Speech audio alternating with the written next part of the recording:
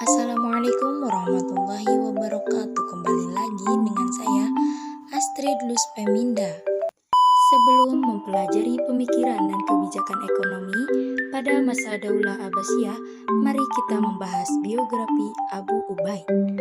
Abu Ubaid bernama lengkap Abu Ubaid Al-Qasim bin Salam bin Miskin bin Zaid Al-Azni, dan Abu Ubaid lahir di kota Herat, Provinsi Khurasan pada tahun 774 Masehi atau 1507 Masehi. Ayahnya yang bernama Salam adalah seorang budak Romawi yang tinggal di kota Herat. Abu Ubaid lahir dan besar pada masa kejayaan dinasti Abbasiyah, terhitung dari zaman Khalifah Al-Mahdi hingga zaman Khalifah Al-Mu'tasim. Abu Ubaid adalah seorang ulama yang sangat terkenal dan terpandang dalam bidang hadis dan ekonomi. Abu Ubaid sangat terkenal dengan pemikiran dan pengetahuan yang dia miliki. Abu Ubaid adalah seorang cendekiawan muslim yang mempunyai banyak keahlian di bidang keilmuan. Beliau banyak mengkaji tentang Al-Quran, hadis, dan juga bahasa Arab. Banyak karya yang sudah dibuat oleh Abu Ubaid, di antaranya Gharib Al-Quran, Kitab Ma'ani Al-Quran, Kitab Fadail Al-Quran, Kitab An-Nasikh wal An-Nusakh, dan lain sebagainya. Yang kedua ada pemikiran dan kebijakan ekonomi Abu Ubaid. Abu Ubaid mempunyai pemikiran yang sangat cemerlang dalam hal ekonomi.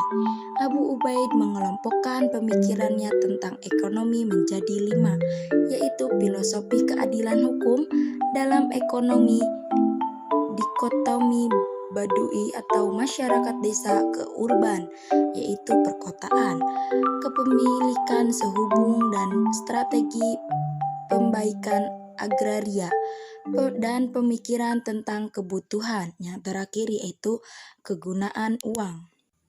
Filosofi keadilan hukum dalam ekonomi. Abu Ubaid berpendapat bahwa keadilan adalah standar fundamental. Standar fundamental di sini mendorong pada kesejahteraan dan kesuksesan moneter. Abu Ubaid selalu mempentingkan urusan umum dibandingkan urusan lainnya. Kepentingan orang banyak menjadi hal yang paling diutamakan oleh Abu Ubaid. Selain itu, salah satu pemikiran yang ditemukan oleh Abu Ubaid adalah tentang hak istimewa khalifah dalam mengambil keputusan dan kebijakan. Kemudian, Abu Ubaid juga menegaskan bahwa kewenangan atau hak istimewa yang dimiliki pemerintah tidak boleh semena-mena dan harus selalu bertujuan untuk kepentingan umum. Selanjutnya yaitu ada biografi Al-Mawardi. Nama lengkap dari Al-Mawardi adalah Abu Al-Hasan Ali bin Muhammad bin Habib Al-Mawardi Al-Bashri. Beliau dilahirkan di Bashrah, Irak pada tahun 364 Hijriah atau 974 Masehi. Mawardi berasal dari kata ma, yaitu artinya air, dan ward, yaitu mawar, karena beliau adalah anak dari seorang penjual air mawar. Panggilan Al-Mawardi diberikan kepadanya karena beliau adalah orang yang sangat cerdas dalam berorasi, berdebat, berargumen, dan sangat tajam dan menganalisis sesuatu. Al-Mawardi meninggal pada tanggal 30 Rabiul Awal tahun 450 Hijriah atau 27 Mei tahun 1058 Masehi pada usia 36 tahun. Pada masa hidupnya, beliau ada pada saat terjadinya disgregasi politik dalam pemerintahan Daulah Bani Abbasiyah. Pada masa itu, Daulah Bani Abbasiyah tidak mampu mempertahankan gejolak yang ada, di mana banyak wilayah kekuasaan Bani Abbasiyah yang berupa untuk membebaskan diri. Kemudian, Al-Mawardi juga dikenal sebagai duta diplomatis. Pemikiran dan kebijakan ekonomi Al-Mawardi. Yang pertama yaitu ada negara dan aktivitas ekonomi. Al-Mawardi menegaskan bahwa kepemimpinan negara atau imamah merupakan instrumen untuk meneruskan misi kenaiban guna memelihara agama dan mengatur dunia. Pemeliharaan agama dan pengaturan dunia merupakan dua jenis aktivitas yang berbeda, namun berhubungan secara simbiotik. Keduanya merupakan dua dimensi dari misi kenaiban. Oleh karenanya, pelembagaan imamah atau kepemimpinan politik keagamaan menurutnya adalah fardu kifayah berdasarkan ijma ulama. Dengan demikian, negara memiliki peran aktif demi terrealisasinya tujuan material dan spiritual. Ia menjadi kewajiban moral bagi penguasa dalam membantu merealisasikan kebaikan bersama, yaitu memelihara kepentingan masyarakat serta mempertahankan stabilitas dan pertumbuhan ekonomi. Tujuan utama negara telah ditetapkan oleh Al-Quran. Ayat-ayat suci Al-Quran menekankan kemudahan dan penghapusan kesulitan, menciptakan kemakmuran, menumbuhkan rasa cinta dan kasih sayang, dan menjamin terhapusnya moral korupsi, kelaparan, dan tekanan mental. Yang kedua yaitu ada pinjaman publik.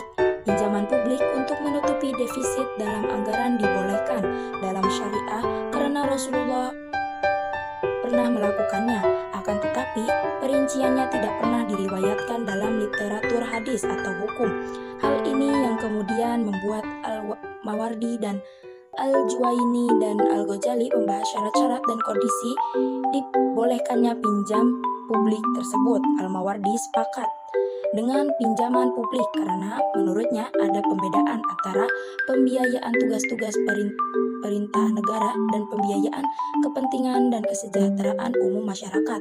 Oleh karena itu, pinjaman publik untuk pembiayaan semacam itu atas barang-barang dan layanan yang telah dikontrak oleh negara menjadi keharusan. Selain itu, ada kewajiban-kewajiban negara yang disebabkan oleh prinsip penggajian tetap seperti gaji tentara dan biaya persenjataan. Kewajiban-kewajiban ini tetap harus dilakukan terlepas apakah dananya ada atau tidak.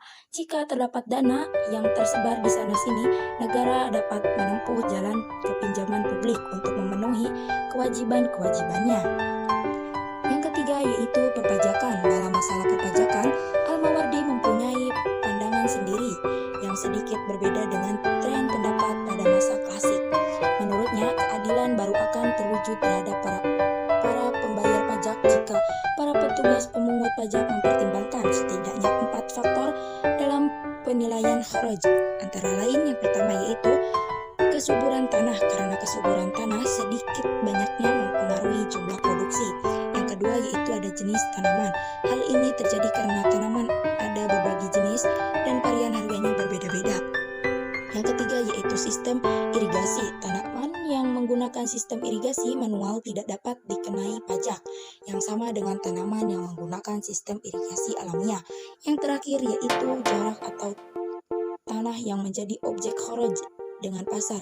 Hal ini penting karena tinggi dan rendahnya harga berbagai jenis barang tergantung pada jarak tanah dan pasar. Mungkin cukup sekian dari saya. Wassalamualaikum warahmatullahi wabarakatuh. Thank you for watching and see you again.